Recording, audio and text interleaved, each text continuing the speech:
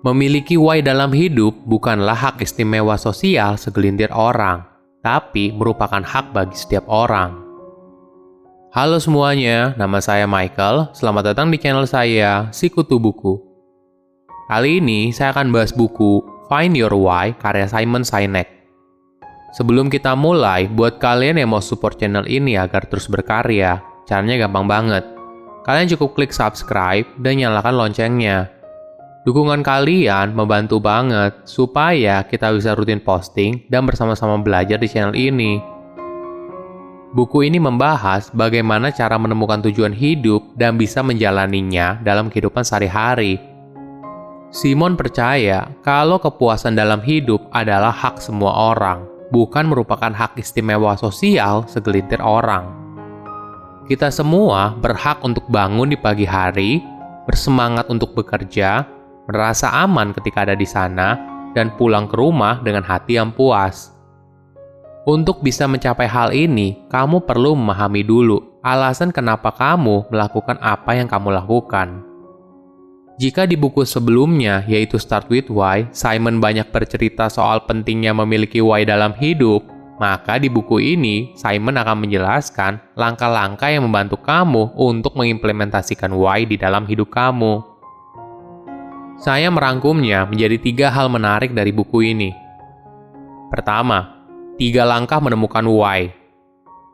Simon menjelaskan 3 langkah untuk menemukan why dalam hidupmu. Pertama, mengumpulkan cerita. Setiap dari kita hanya punya satu why.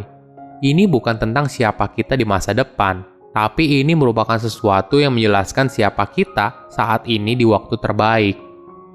Intinya, why adalah asal dari semua cerita. Cara kita menemukannya yaitu dengan melihat ke belakang. Peristiwa apa saja yang memiliki dampak signifikan dalam hidup kita. Coba cari peristiwa atau pengalaman penting apa yang sudah terjadi sejak kamu lahir hingga sekarang. Setelah itu, kamu bisa identifikasi hubungan antar cerita tersebut. Menurut Simon, menemukan why seperti mencari emas di sungai masa lalu. Emasnya ada di sana, tapi tersembunyi di dalam aliran air sungai. Ketika kamu meluangkan waktu untuk mencari emas satu persatu, barulah kemudian hal itu akan menjadi harta karun bagi hidupmu. Tujuan dari aktivitas ini adalah kamu harus menemukan setidaknya 5 cerita yang kamu anggap berpengaruh dalam hidupmu. Kedua, identifikasi temanya. Dari 5 cerita itu, pilih 1 atau 2 cerita yang memiliki dampak yang lebih besar bagi hidupmu. Kamu akan merasa cerita itu memiliki peran yang lebih penting hingga akhirnya ada suara dari dalam diri kamu yang mengatakan kalau itu adalah jati diri kamu sebenarnya. Tema inilah yang akan menjadi fondasi ketika kamu menuliskan kalimat why kamu.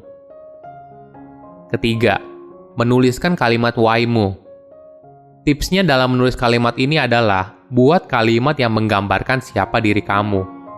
Tidak perlu terlalu rumit, buat kalimat yang simpel dan jelas, fokuslah pada dampak yang bisa kamu berikan untuk orang lain, dan tuliskan dalam kalimat yang afirmatif. Nantinya, format kalimat why akan menjadi satu kalimat seperti ini. Untuk ... jadi ... Bagian titik-titik pertama akan menjelaskan soal apa kontribusi kamu bagi hidup orang lain. Dan bagian titik-titik kedua akan menjelaskan soal dampak dari kontribusi kamu. Sebagai contoh, kalimat why dari Simon Sinek adalah untuk menginspirasi orang melakukan hal yang menginspirasi mereka, jadi bersama-sama kita akan mampu mengubah dunia. Ada orang yang bisa menemukan why dalam dirinya dengan mudah, namun ada juga yang kesulitan. Jika kamu merupakan tipe orang yang kedua, maka mungkin kamu bisa meminta bantuan orang lain untuk menemukan why dalam hidup kamu. Orang tersebut tidak harus merupakan orang terdekat kamu. Selama orang tersebut merupakan orang yang cukup perhatian dan mampu bertanya hal yang tepat, dia akan membantu kamu menemukan why dalam hidupmu. Sebagai contoh, Simon membantu seorang pria bernama Todd dalam menemukan why di hidupnya. Setelah berbicara dengan Simon, Todd menceritakan 3 peristiwa penting dalam hidupnya. Cerita pertama adalah ketika dia kehilangan beasiswa dari olahraga bola basket karena kecanduan. Cerita kedua adalah ketika dia frustasi dan merasa tidak berguna saat bekerja sebagai bartender. Dan cerita ketiga adalah ketika dia membantu seorang gadis untuk mendirikan stand penjualan lemon. Di saat itu, dia merasa berguna. Dari ketiga cerita itu, Simon membantu Todd untuk menemukan why dalam hidupnya. Setelah digali, why dari Todd adalah membantu orang lain untuk melakukan hal yang lebih bermakna bagi hidup mereka. Kedua, definisikan how. Sebelumnya, kita sudah belajar bagaimana menuliskan why dalam hidup kita. Langkah selanjutnya adalah menuliskan how-nya.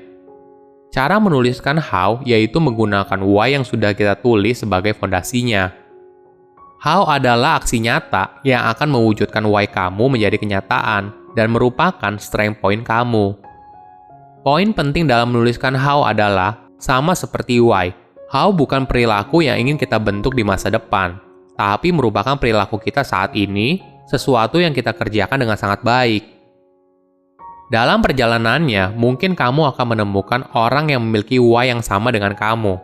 Itu tidak masalah, tapi how-nya pasti berbeda. How adalah cara setiap orang untuk mewujudkan why menjadi kenyataan. Sebagai contoh, Simon mendefinisikan how-nya menjadi beberapa poin.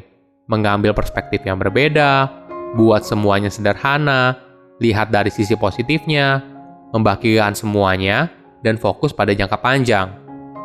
Keenam how ini akan membantu dia untuk mencapai why-nya, yaitu menginspirasi orang lain untuk melakukan hal yang membuat mereka terinspirasi.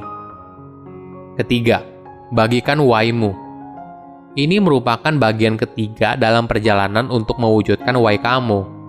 Jika kamu sudah tahu apa why-mu, kemudian apa how-mu, langkah selanjutnya adalah untuk memberitahu ke banyak orang apa why-mu. Simon memberikan tips sederhana ketika orang bertanya, "Apa sih pekerjaan kamu?" Gunakan kesempatan ini untuk menceritakan why-mu. Ini adalah pertanyaan yang umum dalam acara sosial dan merupakan kesempatan untuk mulai membagikan why-mu. Mungkin awalnya kamu bisa coba dengan orang asing, karena tidak semua orang nyaman bercerita tentang why mereka. Inilah keuntungan ketika kamu berbicara dengan orang asing.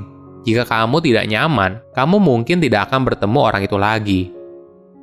Ketika kamu sering menceritakan apa why kamu, ini juga merupakan latihan untuk membuat why kamu menjadi kalimat yang nyaman kamu ucapkan. Hal yang lebih penting dari latihan ini adalah ketika kamu memberitahu orang lain tentang apa why kamu, maka secara tidak langsung, kamu juga sedang membuat komitmen untuk mewujudkan apa yang kamu ucapkan.